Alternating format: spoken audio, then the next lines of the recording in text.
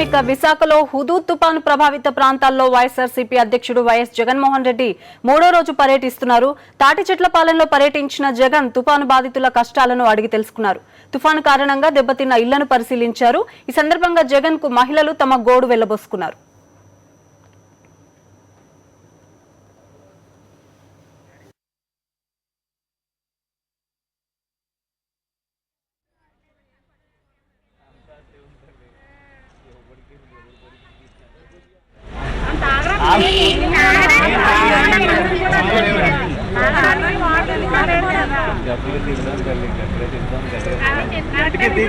మీరే సార్ మీరే మీరే అదేదో చేయాలి మరి మేమేం చేయలేం.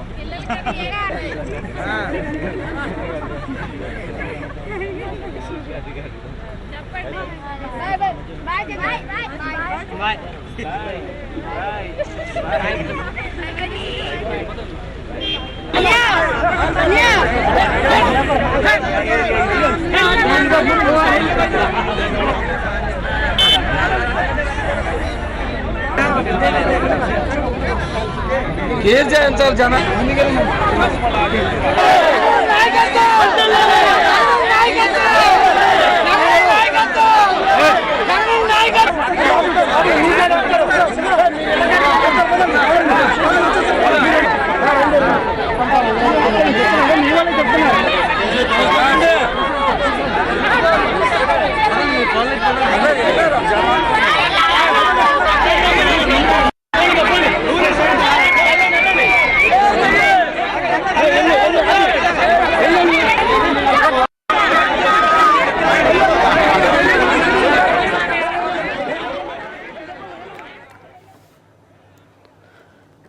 విశాఖలో హుదూద్ తుఫాను ప్రభావిత ప్రాంతాల్లో వైఎస్ఆర్సీపీ అధ్యక్షుడు వైఎస్ జగన్మోహన్ రెడ్డి పర్యటిస్తున్నారు. ఈ రోజు మూడో రోజు ఆయన పర్యటన కొనసాగుతోంది. ప్రస్తుతం తాటిచెట్లపాలెంలో పర్యటించిన జగన్ తుఫాను బాధితుల కష్టాలను అడిగి తెలుసుకున్నారు. అడుగడుగున వారు ఎదుర్కొన్న ఇబ్బందులను పరిశీలిస్తున్నారు. వైఎస్ జగన్ బాధితులు కూడా తమ గోడు వెళ్లబోసుకుంటున్నారు. తాము ఏ రకంగా అక్కడ సమస్యలు ఎదుర్కొంటున్నాము, అలాగే ఏ రకంగా వారికి సౌకర్యాలు లేవు, ఏ రకంగా వారి పంటలు నష్టపోయాయి, ఆస్తులు ఇల్లు ఏ విధంగా వారు కోల్పోయారో తమ బాధ అంతా కూడా వైఎస్ జగన్ కి బాధితులు చెప్పుకున్న పరిస్థితి కనబడుతోంది.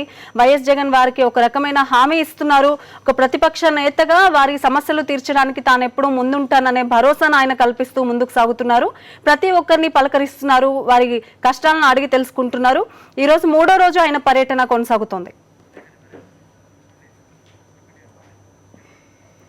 ఇదే అంశానికి సంబంధించి మరిన్ని వివరాలు మా డిప్యూటీ ఇన్పుట్ ఎడిటర్ శ్రీహరిని అడిగి తెలుసుకున్నాం. శ్రీహరి, మనం చూస్తున్నాం వైఎస్ఆర్సీపీ అధ్యక్షుడు వైఎస్ జగన్మోహన్ రెడ్డి విశాఖలో తుపాను బాధితులను పరామర్శిస్తున్నారు. ఈ రోజు మూడో రోజు ఆయన అక్కడ పర్యటన జరుగుతుంది ఆయన పర్యటన. సో ఈ నేపథ్యంలో ఎటువంటి ప్రతిపక్ష నేతగా ఆయన ఏ రకంగా స్పందిస్తున్నారని మనం అనుకోవచ్చు? తరంగిణి, తుఫాను బాధిత ప్రాంతాలు అంటే దాదాపు 200 కిలోమీటర్ల వేగంతో వీసి విపరీతమైన విధ్వంసం సృష్టించిన ఒక విశాఖపట్నం జిల్లాలో ఇది మూడో రోజు పర్యటన. నిన్న విశాఖ మహానగరంలో షిప్పింగ్ యార్డులతో ఫిషింగ్ హార్బర్ తో పాటుగా జాలారిపేట, పెద్ద గజలి, చిన్న గజలి లాంటి చాలా ప్రాంతాలను వైఎస్ జగన్ పరామర్శించడం జరిగింది. ఇవాళ తాటిచెట్లపాలెం ప్రాంతంలో ఆయన బాధితుల్ని పరామర్శిస్తున్నారు. తాటిచెట్లపాలెం ప్రాంతంలో దాదాపుగా పెద్ద ఎత్తున మధ్యతరగతి కుటుంబాలు, కార్మికులు, పెద్ద ఎత్తున చిన్న చిన్న కూలీ పనులు చేసుకున్న వాళ్ళు, ఇతరితర అంటే రూరల్ ప్రాంతాల నుంచి వచ్చి స్థిర నివాసం ఏర్పరచుకున్న ప్రజలు చాలా పెద్ద సంఖ్యలో ఉంటారు. అంటే ఒక రోజు కూలీకి వెళ్ళకపోయినట్లయినా, ఒక రోజు చిన్న వ్యాపారం చేసుకోకపోయినా సరే పూట గడవని పరిస్థితి ఈ ప్రాంతంలో చాలా మంది ఉంటుంది. చాలా మందికి పక్కా గృహాలు లేవు. ఇక్కడ చాలా మంది రేకులు చెట్లు వేసుకొని జీవనం నెలజేయాల్సిన పరిస్థితి. దీంతో తుఫాను విధ్వంసం దాటికి ఈ ప్రాంతంలో కూడా పెద్ద ఎత్తున ఇల్లు పైకప్పులు ఎగిరిపోయి తీవ్ర దుర్భర పరిస్థితులు ఎదుర్కోవాల్సిన పరిస్థితి. వైఎస్ జగన్ పర్యటన సందర్భంగా పెద్ద ఎత్తున 100 మంది బాధితులు వచ్చి ఆయన దగ్గరికి వచ్చి తమ గోడును ఆక్రందన వెలబోసుకోవడం జరిగింది.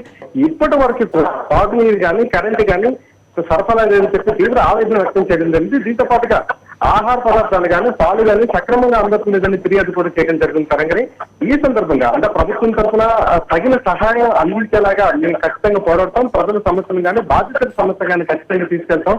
కొన్ని నిర్దిష్టమైన డిమాండ్లతో ప్రభుత్వం ముందు ఉంచుతాం. ఖచ్చితంగా ఈ డిమాండ్లు అమలు చేసేంత వరకు కూడా ప్రభుత్వంపై ఒత్తిడి తీసుకొస్తామని చెప్పి వైఎస్ జగన్ చెప్పడం జరిగింది. వైఎస్ఆర్ ఫౌండేషన్ ఇదివరకే వైఎస్ జగన్ ఆదేశాల మేరకు వైఎస్ జగన్ తో పాటుగా వైఎస్ఆర్ ఫౌండేషన్ ఇట్లా సాక్షి ఇనిషియేషన్ కూడా వరుసగా తీసుకుని 3 సంస్థలు కూడా ఒక సమన్వయంతో ముందుగా బాధితులు ఆదుకునే కార్యక్రమానికి శ్రీకారం చుట్టే కిరంగరి వైఎస్ జగన్ పర్యటన ఇవాళతో పాటుగా రేపు కూడా తుఫాను బాధిత ప్రాంతాల్లో కొనసాగుతుంది. ఇంకా రూరల్ ప్రాంతాలు కూడా సందర్శించాల్సింది. ఇవాళ అంటే ఎక్కువగా దెబ్బతిన్న విశాఖ మహానగరంలోని ఈ తాడిచెట్లపాలెంతో పాటుగా మరికొన్ని కీలక ప్రాంతాలను మరి పేదలు ఎక్కువగా ఉండే నివాస ప్రాంతాలను కూడా ఆయన పరామర్శిస్తారు. తరంగిణి, అయితే శ్రీహరి, బాధితులకు సంబంధించి వారికి ఏవైతే సౌకర్యాలు కల్పిస్తామో అలాగే వారికి అవసరాలు తీర్చుతామని చెప్పారో దీనికి సంబంధించి నష్టపోయిన వారికి అవన్నీ కూడా ఆచరణలో అంత మేరకు సాధ్యం కావడం లేదని బాధితులు చెప్తున్న పరిస్థితి కనబడుతోంది.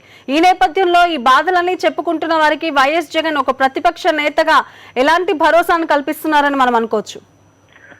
ఖచ్చితంగా తరంగిణి, ఎందుకంటే బాధితులకు ముఖ్యంగా అక్కడ తక్షణ అవసరం ఏంటంటే వాళ్ళు వైఎస్ జగన్ దగ్గరకు వచ్చినప్పుడు బాధితులు వచ్చే వ్యక్తం చేస్తున్నారు. ముందు తాగునీరు కావాలి, తాగునీరుతో పాటు కరెంట్ కావాలి. దీంతో పాటుగా ఈ రెండు లేకపోవడం వల్ల రోజు గడపడం దుర్భరంగా అవుతుంది. ముఖ్యంగా చిన్నపిల్లలు ఉన్న తల్లులు అయితే చాలా ఇబ్బంది పడుతున్నారు. దీంతో పాటుగా అపార్ట్మెంట్ వాసంలో ఉన్న వృద్ధులు కూడా తీవ్ర ఇబ్బందులు ఎదుర్కోవాల్సిన పరిస్థితి. ఈ నేపథ్యంలో ముఖ్యంగా తాగునీరు అనేది గతంలో 18 లక్షల నుంచి 25 లక్షల మంది జనాభా వస్తున్న విశాఖ మహానగరంలో కేవలం 500 నుంచి 600 ట్యాంకర్తో మేము సరఫరా చేస్తామని ప్రభుత్వం చెప్పినప్పటికీ అది ఏమవుతుంది పరిస్థితి. ఎందుకంటే ఇప్పటివరకు తాగునీరు రావట్లేదు.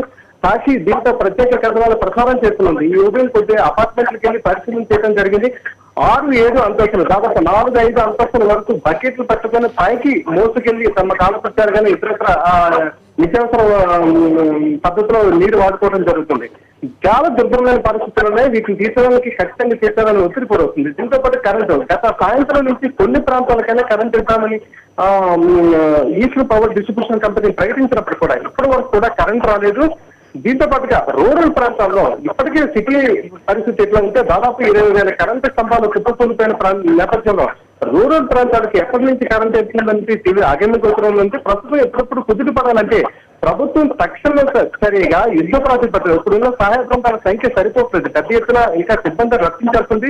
ఒక ఆంధ్రప్రదేశ్ నుంచే కాకుండా కేంద్ర ప్రభుత్వం కూడా మాట్లాడి పవర్ ని తిరిగి పునరుద్ధరించడానికి, కరెంటుని తిరిగి పునరుద్ధరించడానికి పెద్ద సంఖ్యలో జనాభా అవసరం. ఈ మేరకు కూడా వైఎస్ జగన్మోహన్ రెడ్డి ఈ అంశాలను ప్రశాంతం జరుగుతుంది. ఈ బాధితులు ఆయన దగ్గర ఈ విషయాలన్నీ వ్యక్తం చేసినప్పుడు కూడా ఖచ్చితంగా ప్రయారిటీ రేంజ్ గా ఏ అంశాలతో ప్రభుత్వం ముఖ్యంగా ప్రాధాన్యత ఇవ్వాలి, తర్వాత ఏం చేయాలని జరిపే ఖచ్చితంగా మేము చెప్తాం. దాని తర్వాతే ఆ డిమాండ్ చేస్తాం. ఆ డిమాండ్ నెరవేర్చడానికి ప్రతిపక్ష పార్టీగా మేము పోరాటం చేస్తామని చెప్పడం జరుగుతుంది. ఓకే శ్రీహరి, హుదూద్ తుఫాను బాధితులను అడుగడుగున పర్యటించి పరిశీలిస్తున్నారు వైఎస్ జగన్మోహన్ రెడ్డి. వారి కష్టాలను అడిగి తెలుసుకుంటున్నారు, వారి సమస్యలు ఏ విధంగా ఉన్నాయో పరిశీలిస్తున్నారు. ప్రజలంతా కూడా అక్కడ బాధితులంతా కూడా తమ కష్టాలను వైఎస్ జగన్ కి చెప్పుకుంటున్న పరిస్థితి కనబడుతోంది. ఖచ్చితంగా ప్రభుత్వంపై ఒత్తిడి తీసుకొచ్చి తక్షణ సహాయక చర్యలు అందించేలా ఒత్తిడి తీసుకొస్తామని వైఎస్ జగన్ వారికి భరోసా ఇస్తున్నట్టు తెలుస్తోంది.